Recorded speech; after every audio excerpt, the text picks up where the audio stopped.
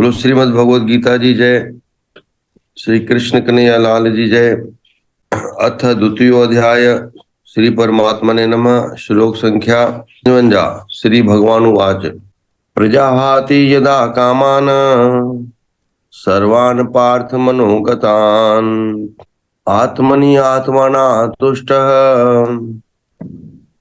स्थितः प्रज्ञः तदा उच्यते दुःखेषु अनिद्घ्न मनः सुखेषु विगत स्पृह वीतराग भय क्रोध स्ततधि मुनि उच्यते यः सर्वत्र अनिभ्र स्नेह तत तत प्राप्य शुभ अशुभम अभिनन्दन्ति न द्वेष्टि तस्य प्रज्ञा प्रतिष्ठिता यदा संहर्ते चायं कुर्मो अज्ञानीव सर्वशः इंद्रियाणि इंद्रिय अर्थभे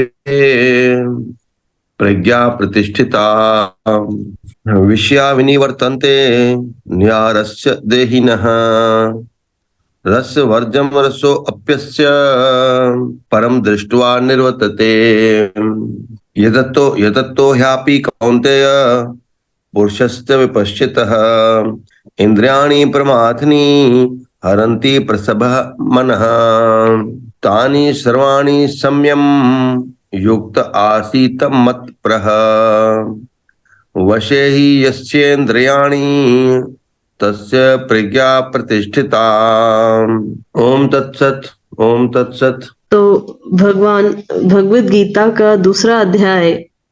श्री भगवान बोले, हे अर्जुन, जिस काल में यह पुरुष मन में स्थित संपूर्ण कामनाओं को भली भांति त्याग देता है और आत्मा से आत्मा में ही संतुष्ट रहता है, उस काल में वह स्थित प्रज्ञ हो जाता है। तो यानी समस्त इच्छाओं का त्याग करना ही भगवान हमें सिखा रहे हैं कि जब हमारी इच्छाओं का हम त्याग कर देते हैं, कामनाओं का हम त्याग कर देते हैं और अपने आप में ही हम संतुष्ट रहने लगते हैं, तब भगवान कहते हैं कि वह जीव, वह व्यक्ति स्थित प्रज्ञ है। लेकिन इच्छाओं का केवल त्याग करना, ये सिर्फ बोलना बहुत आसान है, लेकिन यह जब जीवन में हम उतारते हैं तो हम देखते हैं कि हर छोटी छोटी परिस्थिति में कैसे। तो इसीलिए अब भगवान इसको और डिटेल में समझाएंगे कि कैसे हम उस परिस्थिति तक पहुंच सकते हैं, स्थित प्रज्ञ कैसे करते हैं। तो आगे भगवान उनके जो लक्षण है वो बता रहे हैं कि दुखों की प्राप्ति होने पर जिसके मन में उद्वेग नहीं होता, सुखों की प्राप्ति में जो सर्वथा निस्पृह है तथा जिसके राग, भय और क्रोध नष्ट हो गए हैं, ऐसा मुनि स्थिर बुद्धि कहा जाता है। तो स्थित प्रज्ञ एक पूरा ही नया कॉन्सेप्ट है जो श्रीमद् भगवद गीता में ही आता है। स्थित प्रज्ञ यानी जिसकी बुद्धि स्थिर है, विचलित नहीं होती, उसे हम स्थित प्रज्ञ कहते हैं। तो भगवान कह रहे हैं, जैसे कल हमने इस एग्जाम्पल से समझाया था कि जैसे हमारे अगर सुख हमें मिल रहे हैं तो वो पुण्य से मिलते हैं। तो जो स्थित प्रज्ञ है वह जानता है कि मेरा जो सुख मुझे जो मिल रहा है उससे मेरे पुण्य क्षीण हो रहे हैं, पुण्य खत्म हो रहे हैं। तो वो अभिमान नहीं करता बल्कि और ज्यादा सत्कर्म करता है ताकि उसका बैंक बैलेंस बना रहे। और जब उसके जीवन में दुख आता है तो वो यह सोचता है कि जीवन में जो दुख आ रहे हैं उससे मेरे पाप नष्ट हो रहे हैं, तो इसमें गलत ही क्या है।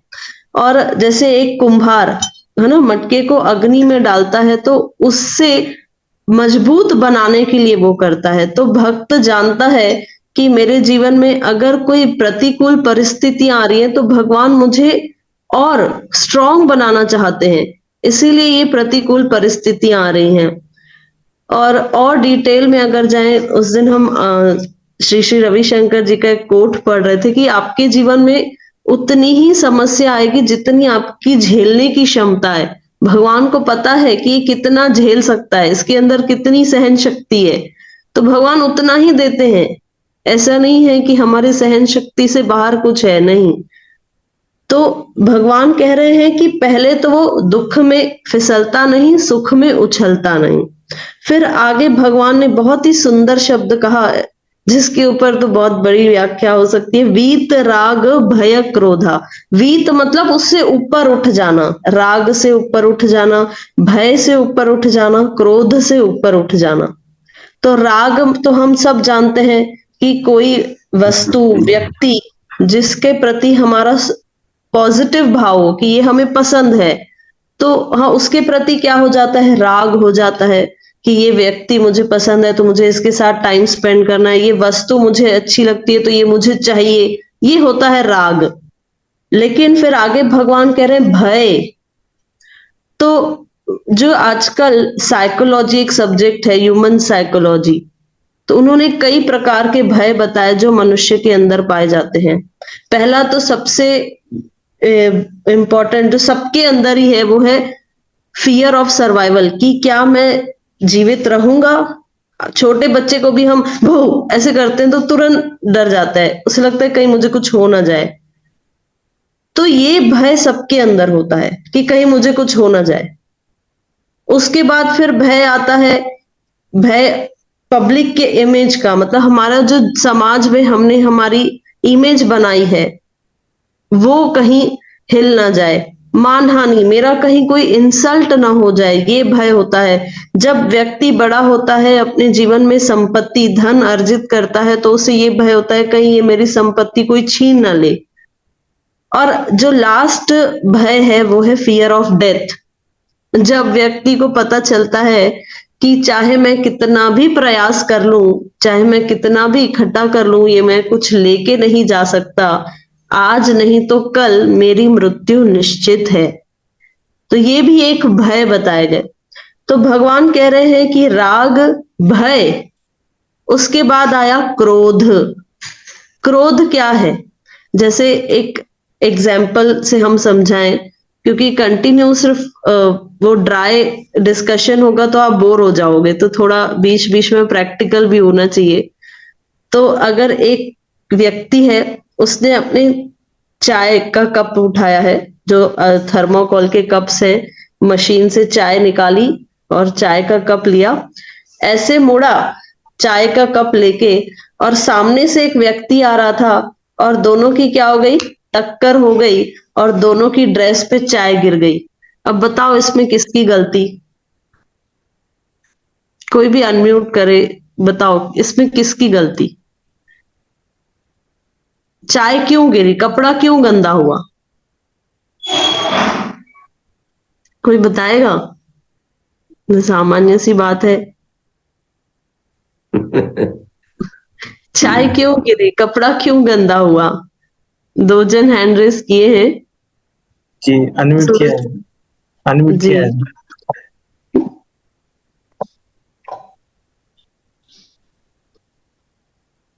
जी जी पूछिए पूछिए। जी मेरा निर्मला जुदवानी जी एंड राजा डेंगाना। हाँ बता रहे ना, जल्दी करो। जय सदाराम साईं, चरण वंदना। जी अनजाने में टक्कर थी भाई, हाँ मेरी ठीक तो है, खबर तो कोई नहीं, गलती ध्यान कहीं जी। गलती कहीं भी ना। अच्छा, या बिनिन बिनिन जी चाहिए था तने भी हले। हाँ बिरिन जी भी चाहिए एकदम अनजाने बिनिन, में। हाँ खैर। और हाँ और कोई नजर, और कोई पॉइंट ऑफ व्यू से कुछ बताना चाहेगा कोई?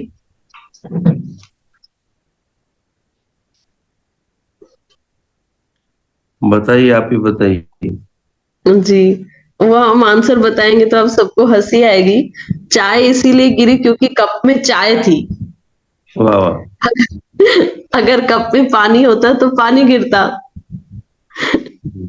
तो इसीलिए जिसके अंदर जो होता है वही बाहर आता है। कप में चाय थी तो बाहर चाय आई, इसी जगह कप में पानी होता तो बाहर पानी आता। तो हमारे जीवन में जो भी हमारे साथ घटनाएं हो रही हैं, अगर बाहर क्रोध आ रहा है तो अंदर भी वही है, तभी तो बाहर आ रहा है ना। तो इसीलिए भगवान कह रहे हैं कि जो वीत राग भय क्रोधा, ये उसके अंदर है ही नहीं, वो इन तीनों से ही ऊपर उठ चुका है। तो भगवान कह रहे हैं कि जो स्थित प्रज्ञ है, जो स्थिर बुद्धि वाला है वो इन तीनों से ही ऊपर उठ गया है।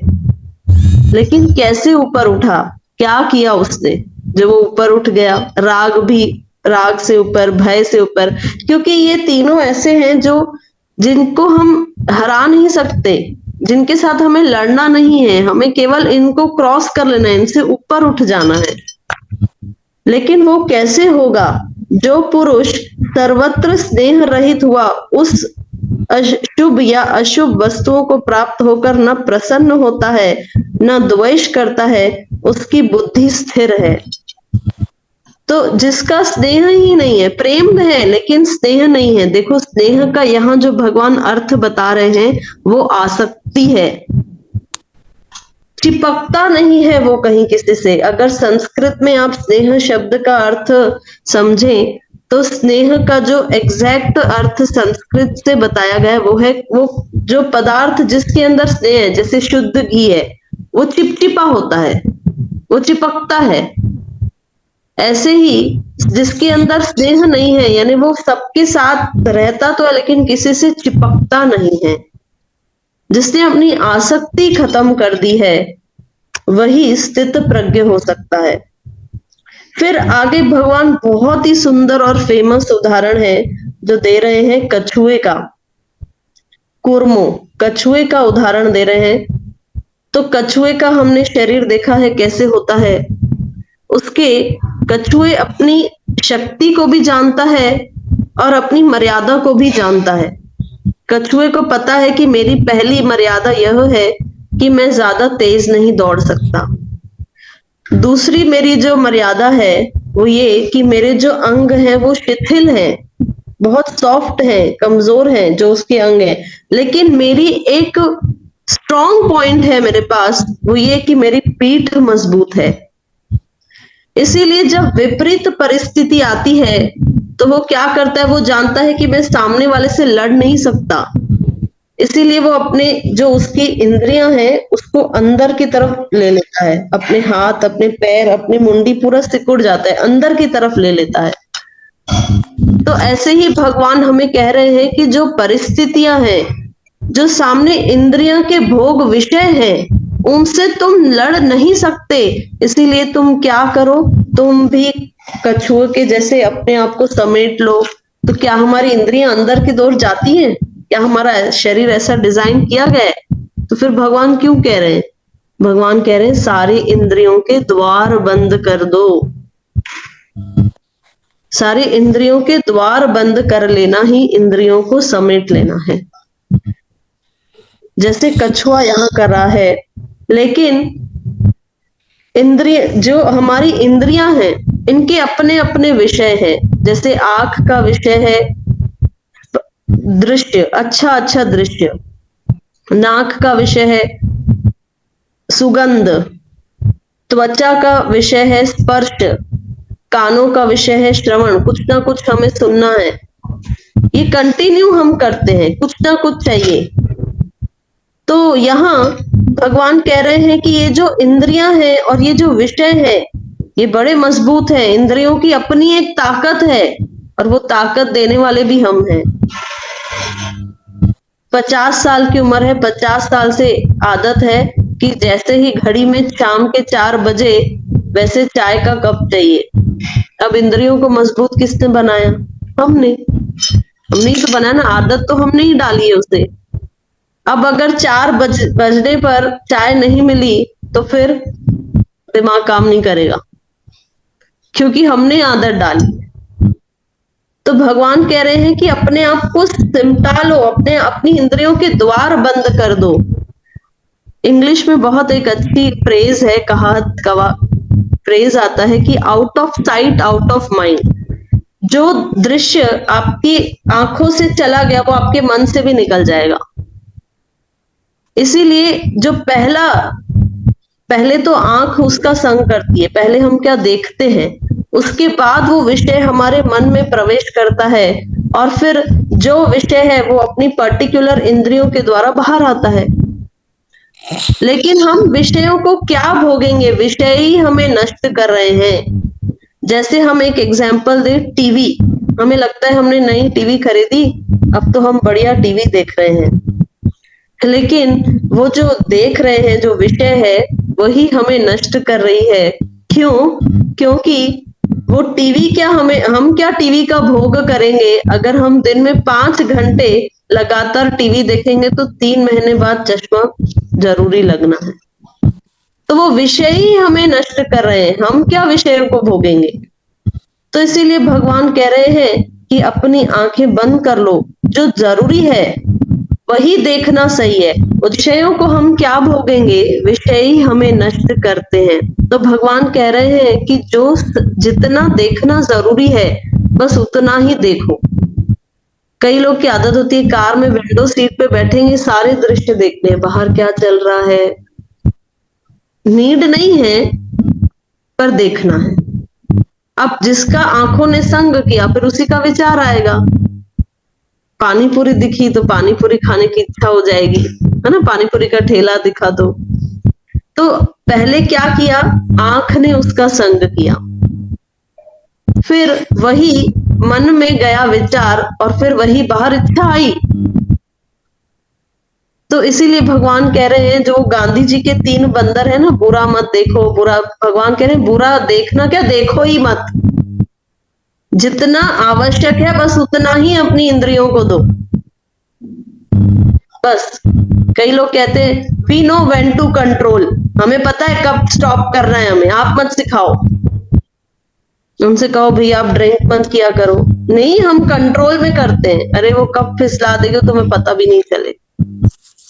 आजकल के जो यंगस्टर्स है ना, जो अच्छे खानदानी परिवार से, संस्कारी परिवार से बच्चे आते हैं, उनको कैसे फिसलाते हैं। देखो आज मेरा बर्थडे है, मैंने ड्रिंक रखी है, थोड़ा सा चख लो, बस थोड़ा सा चखने में क्या होता है। अब वो बेचारा बच्चा घबरा रहा है, कहता है नहीं दिस इज रॉन्ग, ये सही नहीं है। क्यों सही नहीं है? किसने तुमसे कहा? मेरे मम्मी पापा ने कहा है कि ये सही नहीं होता है। अरे कब तक तुम मम्मी पापा की सुनोगे? अब हम बड़े हो गए हैं, जहां बड़े होना चाहिए बच्चों को वहां बड़े होते नहीं जिम्मेदारी लेते समय, और जहां नहीं होना चाहिए वहां पहले बड़े हो जाते हैं। अब हम बड़े हो गए, लेट्स एंजॉय। उसे पता है ये थोड़ा सा टेस्ट करेगा, फिर आगे इसे ऐसी लत लगेगी कि हमें बोलना नहीं पड़ेगा, ये खुद से मांग लेगा। सेकंड फ्रेंड का बर्थडे आया, अरे तुमने उसके बर्थडे में तो थोड़ा सा चख लिया था, मेरी बर्थडे में भी थोड़ा एंजॉय कर लेते हैं। तो करते करते कब ये हम इन विषयों में बह जाते हैं हमें पता भी नहीं चलता। इसीलिए बहुत सावधान होना जरूरी है। भगवान कह रहे हैं कि इससे पहले से ही कंट्रोल कर लो, थोड़ा सा चख ले क्या होता है, थोड़ा सा टेस्ट कर ले, ये नहीं चलेगा। इसे पहले ही कंट्रोल कर लो, पहले ही अपने आप को इतना टॉलरेंस पावर रखो कि चाहे कोई कितना भी हमें फिसलाने की कोशिश करे, हमें नहीं फिसलना। हम खुद अपना पर्सनल एक्सपीरियंस अगर बताएं, हम पुणे में हॉस्टल में रहते थे और बाहर का माहौल तो अब क्या खराब हुआ है, तब से ही खराब चल रहा है। कलयुग का प्रभाव तो कब से ही है। वहां की लड़कियां बड़ी व्यसनीय, तो क्या हुआ, let's go to the pub, let's have some boyfriend. ये बहुत ही गंदा, लेकिन सामने जो भी था कभी उसके प्रति आकर्षण ही नहीं हुआ, क्योंकि आगे भगवान बताएंगे कि कैसे हम अपने आप को कंट्रोल कर सकते हैं। ना इंद्रियों की भगवान ने निंदा की है, ना विषयों की निंदा की है, दोनों की निंदा नहीं कर रहे हैं भगवान। क्यों? क्योंकि इंद्रियां, ये जो भी शरीर है, ये किसके द्वारा दिया गया है? ये स्वयं भगवान ने हमें दिया है। और जो बाहर विषय हमें दिख रहे हैं, ये भी क्या है? ये भी भगवान के द्वारा ही बनाए गए हैं। अगर बाहर के विषय निंदनीय हैं, तो फिर मैं भी निंदनीय हूं। इसीलिए भगवान कह रहे हैं दोनों की निंदा नहीं करनी है, इन दोनों से ऊपर उठ जाना है, इससे पार हो जाना है। आगे का बहुत ही सुंदर भगवान कह रहे हैं कि इंद्रियों के द्वारा विषयों को ग्रहण न करने वाले पुरुष के भी केवल विषय न तो निवृत्त हो जाते हैं, परंतु उनमें रहने वाली आसक्ति निवृत्त नहीं होती। इस चित्त प्रज्ञ पुरुष की तो आसक्ति भी परमात्मा का साक्षात्कार करके निवृत्त हो जाती है। तो भगवान कह रहे इंद्रिय और विषय, इन दोनों को जो जोड़े रखता है वो रस है। क्या है? रस। अगर सामने विषय नहीं भी है तो भी ये मन, क्योंकि उसका वहां रस है, वहां आसक्ति है, ये पैदा कर लेगा। अब आप किसी को जबरदस्ती एकादशी का व्रत करवाओ, ब्रेकफास्ट टाइम होगा, वो कहेगा कहाँ है मेरा ब्रेकफास्ट? नहीं, आज एकादशी है। तो वो कहेगा ठीक है। फिर दिन का टाइम हुआ, मेरा लंच? नहीं, आज तो एकादशी है। तो जितने दिन भर उसको कई दिनों में ख्याल नहीं आया, वो एक दिन में उसे ख्याल आ जाते हैं, अरे मुझे पानी पूरी खानी थी, अरे मुझे दाबेली खानी थी, अरे मुझे ये खाना था, मुझे वो खाना था। क्यों? क्योंकि रस वहां है। और जो जबरदस्ती एकादशी का व्रत करके रात को सोया है, तो वो रात को सपने में अच्छी से अच्छी होटल में जाके खाना खा के आएगा। क्योंकि ये बुद्धि और मन होते ही ऐसे हैं कि ये विषय अपना बना लेते हैं, क्योंकि रस वहां है। तो भगवान कह रहे विषय सामने नहीं भी होगा ना, क्योंकि तुम्हारी आसक्ति है, तुम्हारा रस है, तो वो अपने आप विचार पैदा हो जाते हैं। क्यों? क्योंकि वहां रस है। तो भगवान ने कहा है ना इंद्रियों की निंदा करनी है, ना विषयों की निंदा करनी है। अगर किसको जीतना है तो वो केवल जो आसक्ति है तुम्हारी, जो रस है, उसे ऊपर उठा लो। कि विषय निवर्तन्ते, इसका जो आहार है, प्रत्येक, हमें आहार क्या लगता है? केवल भोजन है। नहीं, आहार केवल भोजन नहीं है। आजकल डाइटिशियन भी इस बात को मानते हैं कि प्रत्येक इंद्रिय का अपना आहार होता है। आंखों को अच्छा दृश्य चाहिए, जीभ को अच्छी स्वादिष्ट भोजन चाहिए, कानों को अच्छा कुछ ना कुछ सुनना चाहिए कि नहीं मुझे ये सुनना है। अब कोई सामान्य व्यक्ति होगा, उसके सामने आप ढूंढू कोई भी फास्ट सॉन्ग चला दो, उसे कोई फर्क, वो सुनेगा। लेकिन जो ऊपर उठा है, जिसकी लेवल थोड़ी ऊपर की है, तो वो कहेगा नहीं मुझे सॉफ्ट म्यूजिक चाहिए। ठीक है। लेकिन फिर उससे और जो ऊपर उठ गया है, वो कहेगा मुझे केवल शास्त्रीय संगीत अच्छा लगता है, क्योंकि वो मन और बुद्धि पर प्रभाव डालता है। फिर जब वो और उससे ऊपर उठा तो वो कहता है नहीं, मुझे तो केवल भगवान के भजन ही प्रिय है, मुझे और कुछ चाहिए ही नहीं, मुझे नहीं सुनना।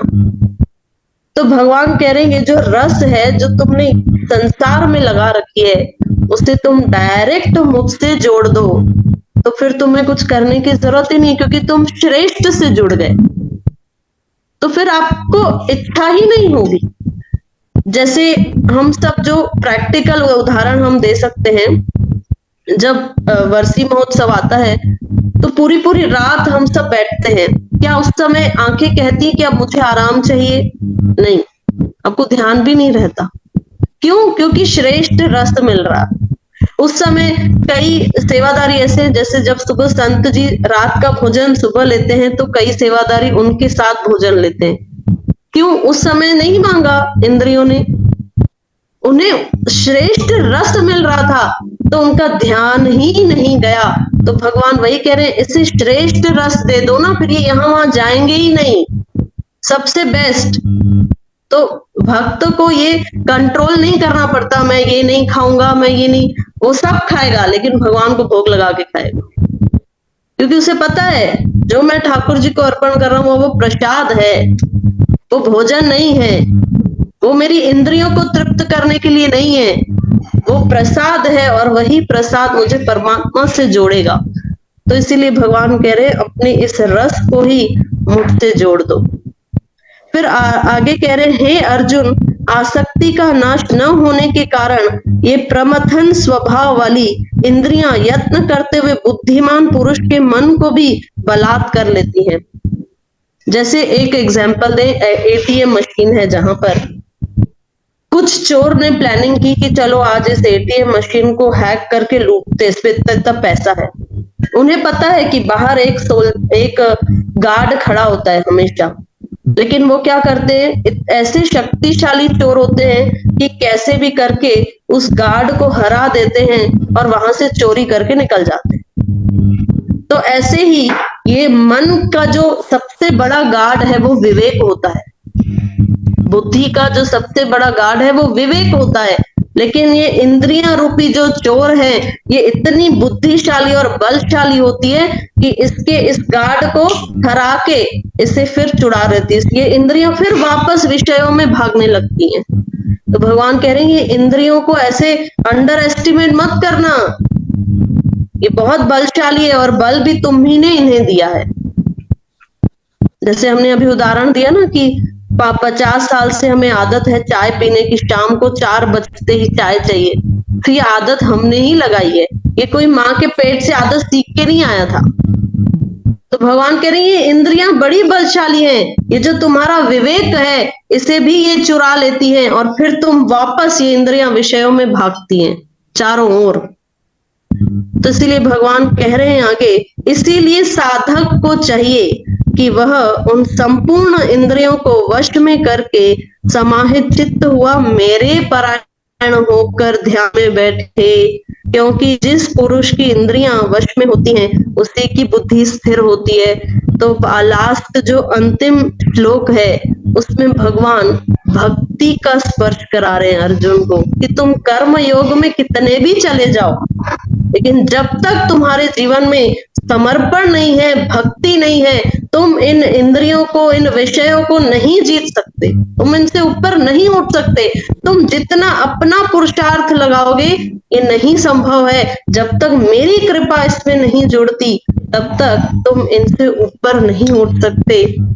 तो लास्ट जो कंक्लूजन भगवान दे रहे हैं वो यह कि जब तक हम परमात्मा की शरण ग्रहण नहीं करेंगे तब तक हम चाहे कितना भी अपना पुरुषार्थ से प्रयास कर ले, ये इंद्रियों और विषयों को हम जीत नहीं सकते।